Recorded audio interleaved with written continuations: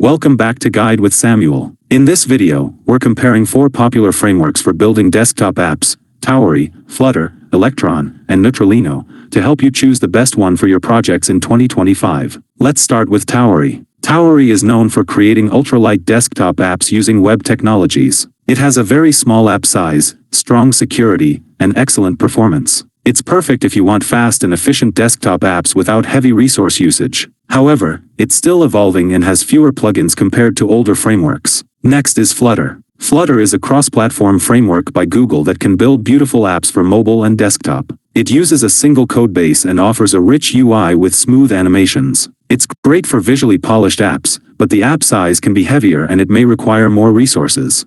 Now let's talk about Electron. Electron has been around for years and powers popular apps like VS Code and Discord. It's very stable, well documented, and has a huge ecosystem of tools and libraries. The downside is that Electron apps can be large in size and consume more memory. Finally, there's Neutralino. Neutralino is a lightweight alternative to Electron. It uses native system components to keep app size small and resource usage low. It's great for simple apps, but it lacks the advanced features and community support of larger frameworks. So, which is best? If you want lightweight and secure, go with Tauri. If you need beautiful cross-platform UIs, choose Flutter. If you want stability and a large ecosystem, Electron is ideal. And if you prefer minimal and fast, Neutralino is a solid option. In short, your choice depends on your app's complexity, design needs, and performance goals. If you found this helpful, don't forget to like and subscribe to Guide with Samuel for more helpful tutorials. Thanks for watching.